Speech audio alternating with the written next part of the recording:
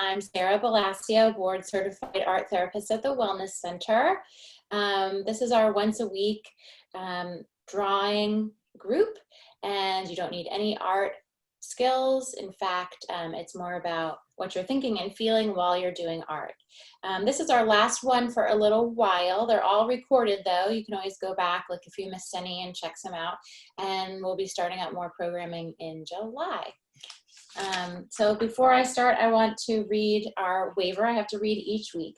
In order to make these classes as freely accessible as possible to our participants, we will be using a verbal warning and assumption of risk at the beginning of each class. Participation in this online class is voluntary. Physical activity programs may result in injury, and by participating, you assume the risk of injury that may result from your participation. We strongly recommend that you participate from a space that is suitable for this activity. For example, make sure that you have moved nearby furniture and other potential hazards. If you're participating in a yoga class or class that involves laying on the ground, we recommend using a mat or a towel if you don't have one. Participants are encouraged to stop if they experience pain or injury and should seek appropriate medical advice or care as needed. William & Mary Health and Wellness strongly recommends that each participant have an annual physical examination and follow the advice of your healthcare worker before participating. So as always, a portion of this class will be recorded, and therefore those of you that are participating today, don't worry, you're not being recorded. And I'll do kind of an intro, and then we can interact as we would normally in a real art therapy group on campus, where there is definitely more social wellness involved. And so I'll do an intro, we'll do a little bit of art together, and then I'll turn the recording off and we can do that live. But this is good to have for people that are going to be viewing and practicing this later. So I don't know about you all, but for me, over this quarantine period, I have been noticing a lot more nature around me than normal. In particular, the birds in my yard. I've become like friends with them, I feel. And now I don't know if this is a result of too much isolation, but I feel that I know them. I'm really connected to them. In fact, one of them had a nest, and we were following the nest and following it. She laid her eggs. We were watching those eggs every day. I would go and check on her and see how they're. Then she had them, and I felt like they were almost my babies. I felt like I was her doula, or I was somehow supportive for her. And then recently they have taken off and they're flying. And I was feeling that anxiety of a mom when your kids start to first do things independently, which is really interesting parallel I just realized right now, because my kids have been going off in the neighborhood alone for the first time. They're in elementary school, and I've been feeling that same feeling, which is really interesting. When they get to wander the neighborhood a little bit by themselves and come back. And that's what the birds were doing. And I saw one of the birds one day was on the ground, and I'm like, oh gosh, I should pick it up and put it back. And I said, no, it's a learning process. And it was fine. It was just learning to fly. And so I'm saying all this, not just because I've been alone for a long time, but because I found this really great quote when I was thinking about all of this. From A.A. Milne. Some people talk to animals and not many listen, though, and that's the problem. So I was thinking about this idea of maybe if everyone in the group today could think of an animal that they're very connected to. Okay, I shared about the bird. I also have a very personal reason why birds, I'm connected with them. They are also supposed to represent going between, kind of like heaven and earth. And I lost my parents about 2 years ago, and so often when I see a certain bird, it might remind me of my mom, or a certain bird might remind me of my dad. And so everybody has, I feel like, some animal that they connect with, whether they have similar characteristics. Certain animals are known for their quiet wisdom, maybe an owl or something like that, or their funny, humorous sides, like certain animals, or certain animals are very trustworthy. So have you ever had an animal that you feel very, very connected to? And I thought that what we could do today, it could also be interesting to do a combination too. Like, it doesn't have to be so serious and so like this beautiful, eloquent thing. Could be like, you know what, I am part giraffe because I'm a super tall person, and I'm part owl because I am wise. I mean, none of those qualities are me. I'm not tall, but I'm just giving you an example. So if you could maybe like incorporate certain parts of an animal to represent you in an image, what would it look like? And so if you want, you can draw that, you could paint it, you could collage it, whatever materials you want. It could be abstract, it could just be the various parts.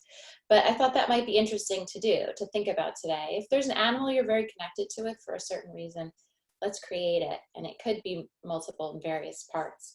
So for me, I'm gonna stick with the bird I talked about earlier that had her babies. And now the babies are starting to venture a little bit.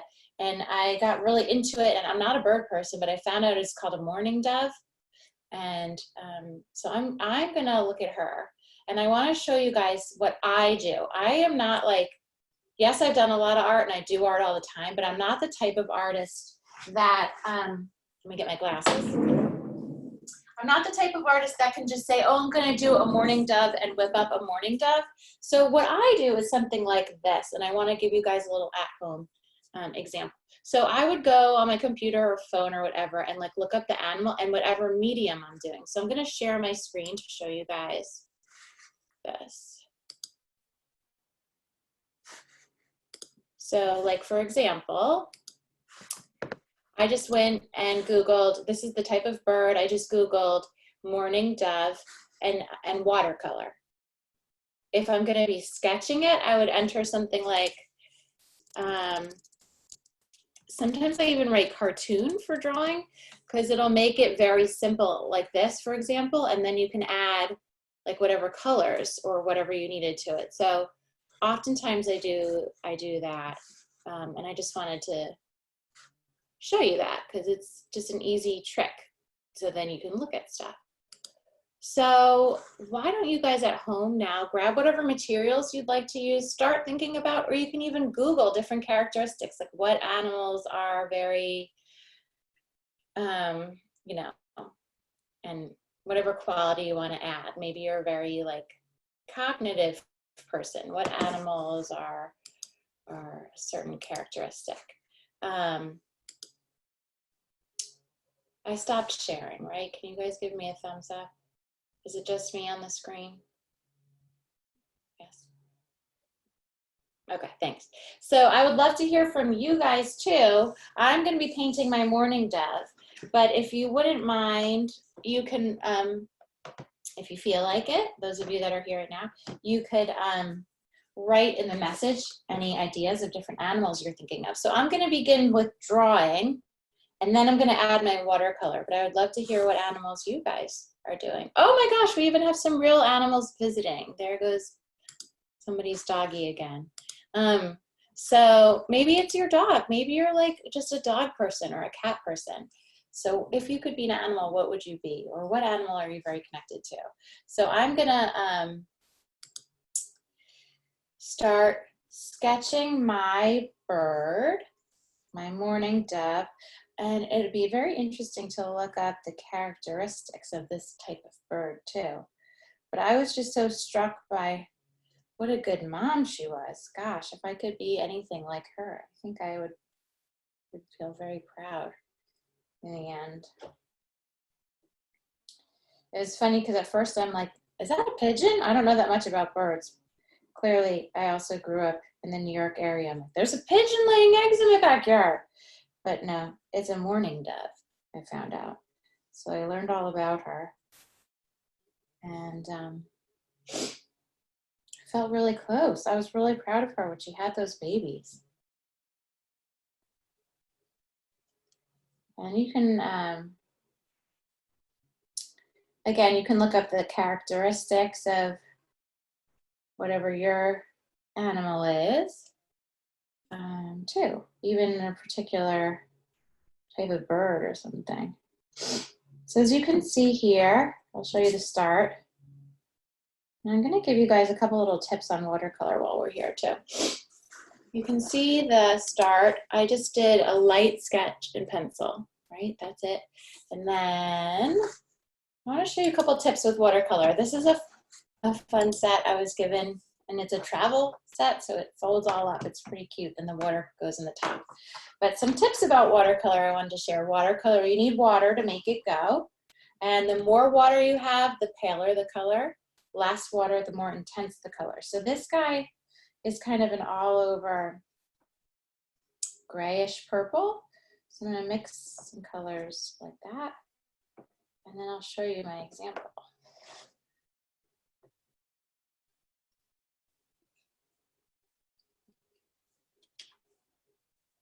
So this has these little palettes on the side where you can, but I'll show you, let's see, it's hard to see from here. Let me show you. I'll try to do a variant, a color variant for you guys.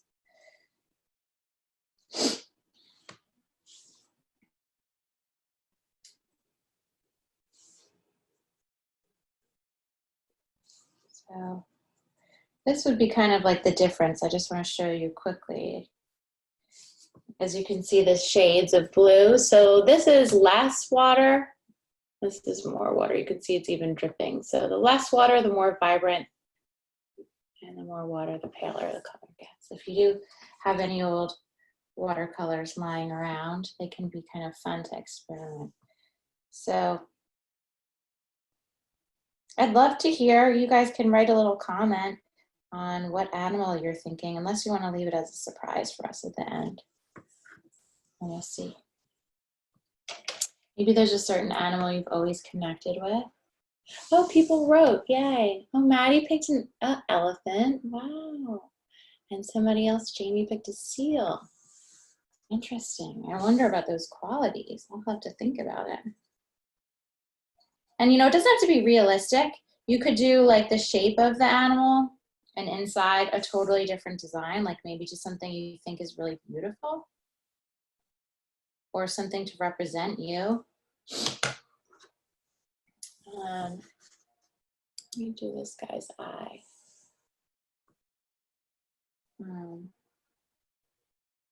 But I feel like this is a thing. A lot more people have been noticing what's around them in their backyard with this quarantine and staying at home.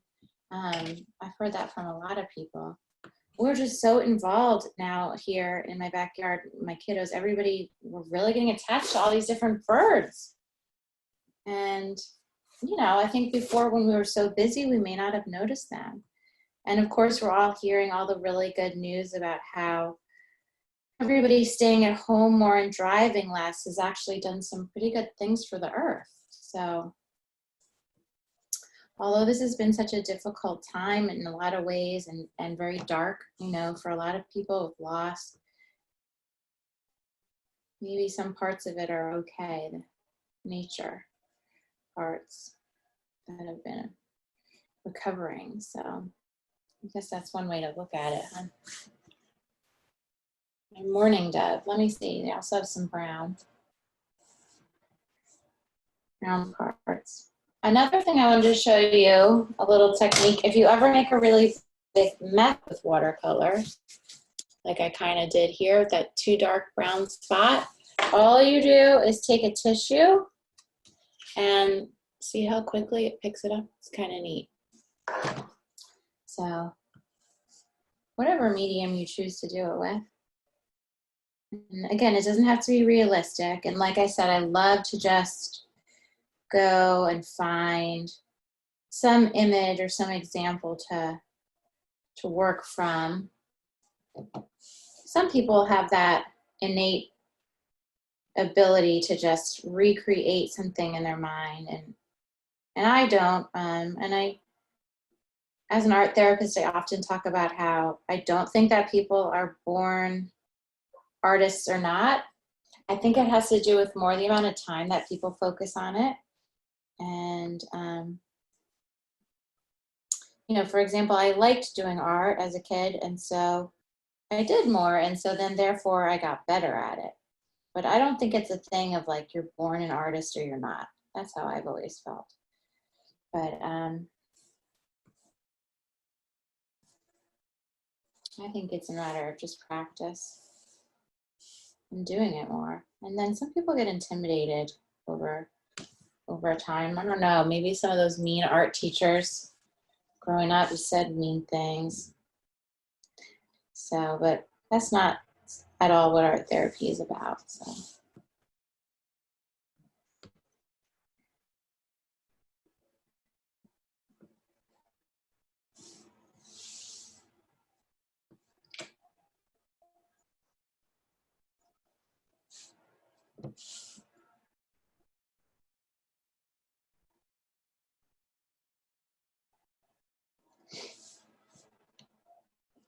Now I'm going to go back and reference my image here.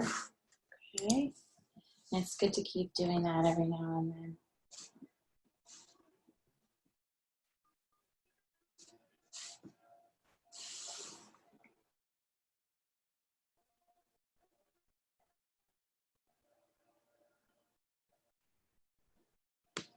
And hopefully you can see a little bit of what I'm doing.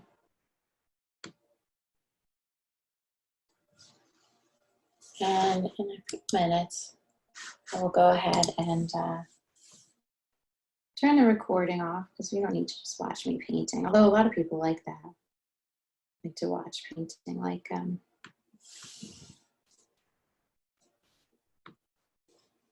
used to be on PBS. I'm blanking on his name, but Happy Little Accidents guy. People used to love to just watch someone paint. But is somebody writing me the name? Maddie, I'm blanking.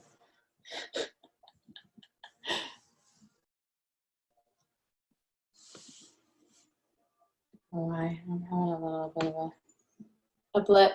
No, not Mr. Rogers. Oh my God, you guys, write to me. I'm having a brain fart. Who did the happy? Bob Ross. There we go, came back. Anyway, my whole point is I'm just kind of like rambling on here. But it's very soothing to watch people paint sometimes, but we don't need to just watch me this whole time, because in a little bit what we'll do is interact as a group and hear about our animals and share.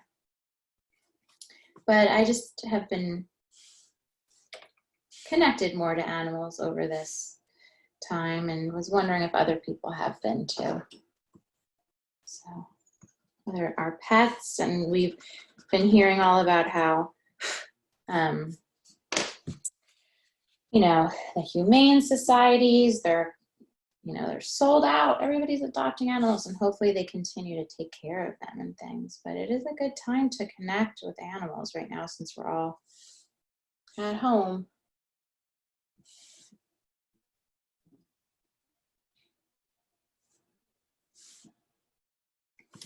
I think I'll add a light sky. So you can see I've done my morning dove and on a twig there. And I'm gonna do a light sky background for him or her. Her. She just had her babies. So I'll give her a background.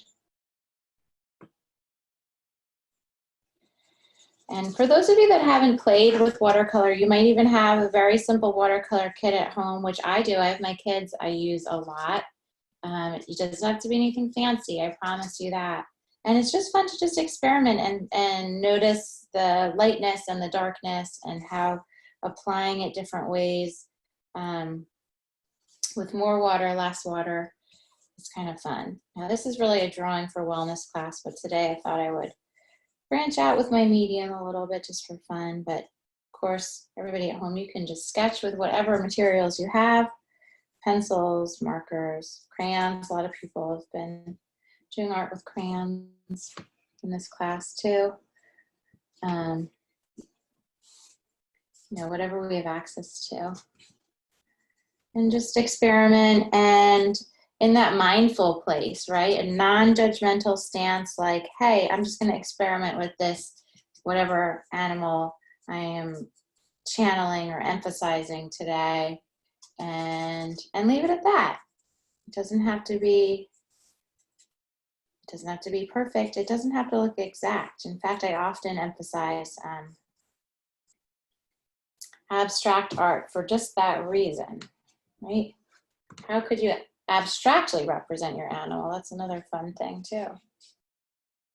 And I'm gonna kind of zip along here and show my final piece to the audience at home before I turn the video off. So this was my morning dove that I watercolored just for fun here today that I feel connected to. This mom, she's working hard, like a lot of us at home. Okay, so I'll turn the video off now. I hope you enjoyed connecting with whatever your animal is at home, and just experiment with maybe multiple animals or various parts of their personality or characteristics. But with that said, thank you everybody, and take care.